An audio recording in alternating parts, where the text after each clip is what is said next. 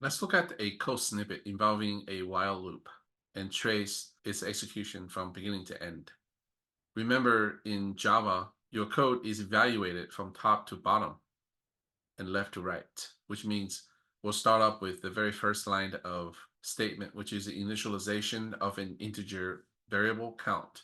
This entire execution happens at runtime. That sets aside, for example, let's say this is your memory cloud at runtime.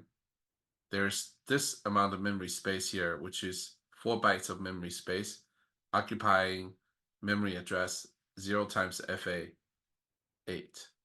So this is a hypothetical memory address.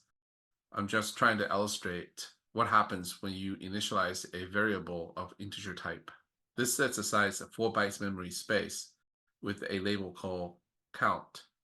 And inside of this data type, at this memory location, there's a value of 0. That's essentially what this very first line of code means. And this particular memory is called stack memory. So now that you have a permanent space at runtime for storing this value of 0 with the label count next to it, let's get into this while loop and look at its nitty-gritty in the next animation slide. Remember, a while loop has a conditional evaluation encapsulated within a pair of parentheses, calling for count less than 2. Because we know count is 0, this conditional expression evaluates to true. So while true, your system out print lines and then count plus plus will be evaluated next, sequentially in that order. This is where system out print line welcome to Java to the console happens. Once this is evaluated, we evaluate count plus plus. Remember, this is a postfix increment, which means count is equal to count plus 1. So count gets incremented.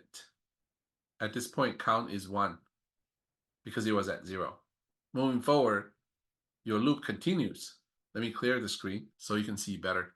We're back at while count less than 2.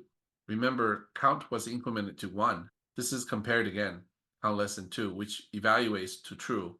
The same statements evaluates again. We have print welcome to Java to console, and then count plus plus. Remember, count was 1 before entering the second iteration. Now when you plus plus it, it becomes 2. At this point, we have count less than 2, but count is 2. So this is going to be false because 2 is not less than 2. This renders your flow of execution to bypass both of these two statements, effectively ending your loop. This means the flow of control is going to jump from here to here outside of a while loop, terminating it.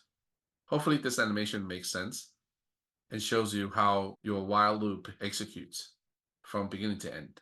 We'll look at some other examples.